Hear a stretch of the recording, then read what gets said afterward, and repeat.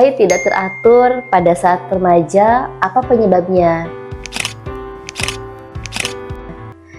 Ya, itu pertanyaan yang biasa kami dapat ya dari orang tua ketika anak remajanya baru mulai haid. Gitu.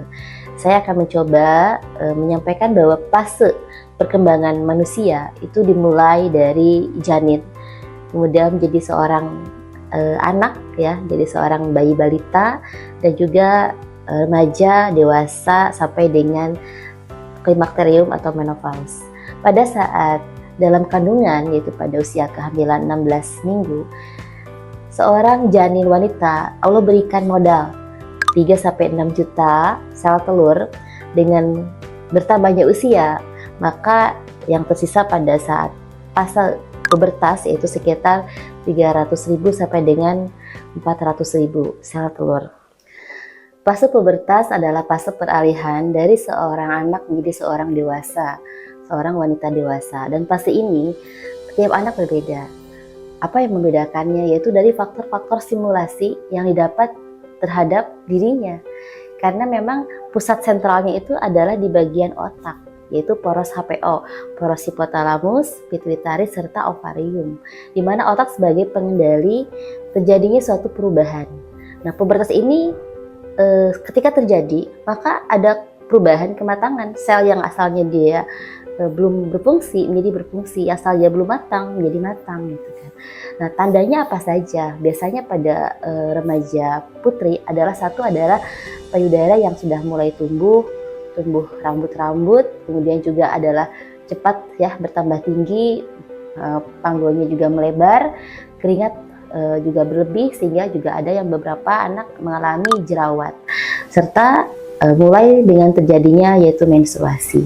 Otak ini yaitu hipotalamus adalah sentral hormon, di mana sentral hormon itu dipengaruhi oleh apa-apa yang memberikan stimulasi, apa saja panca indera kita, bisa penciuman kita, bisa pendengaran, bisa apa yang dirasa, apa yang dilihat, bahkan apa yang dimasukkan ke dalam tubuhnya, itu adalah sebagai simulasi terjadinya perubahan tiap anak berbeda pada fase pubertas. Dan tanda-tanda pada fase pubertas sekunder maupun primer, tiap anak itu akan berbeda. Rata-rata usia itu dimulai pada usia 13 tahun, dan biasanya sampai usia 17-18 tahun itu adalah fase di mana semuanya ada dalam fase bertahap belajar ketika dia menstruasi. Maka ketika menstruasi tidak teratur pada fase ini hal yang wajar. Namun jika di atas 18 tahun masih ada ketidakteraturan, maka di sini kami pun akan memberikan layanan holistik. Tidak hanya sebatas memberikan obat, tapi bagaimana seorang anak remaja putri itu bisa haid secara teratur.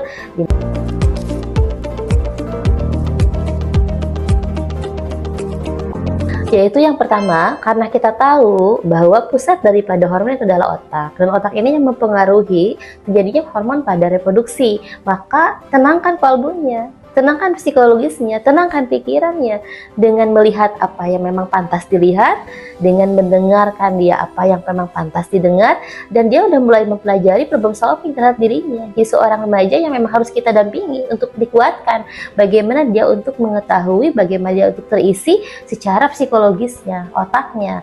Yang kedua adalah bagaimana juga adalah bahan, karena memang bahan hormon itu adalah sterol, yaitu bahan lemak yang sehat, bahan lemak yang baik. Dari apa saja? Dari alpukat, dari PCO, dari zaitun, dari makan makanan yang memang sehat, biji-bijian gitu. Lalu selanjutnya apa? Hindari makan makanan yang tinggi insulin. Seperti apa saja? Seperti makan makanan kekinian, minuman kekinian, kue-kue, itu akan memberi pengaruh, akhirnya menghambat stimulasi hormonnya, sehingga dia tidak haid. Karena tubuhnya memang ketinggian insulin, dan itu akan menghambat.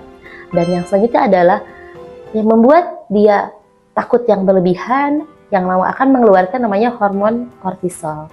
Hormon kortisol ini akan pengaruh, yaitu akan memberikan pembuluh darah itu menjadi sempit.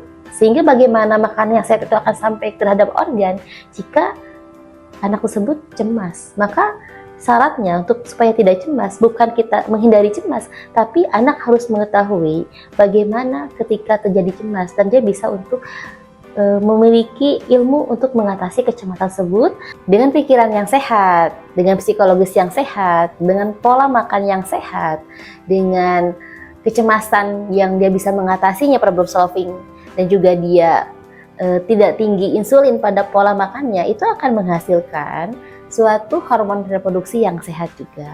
Maka pendampingan orang tua tidak hanya mempersiapkan bagaimana reproduksi yang sehat, tapi sudah mulai memperkenalkan bahwa anak ini sudah balik. Dia sudah mulai pada kedewasaan. Dia pun sudah mulai bertanggung jawab terhadap dirinya sendiri.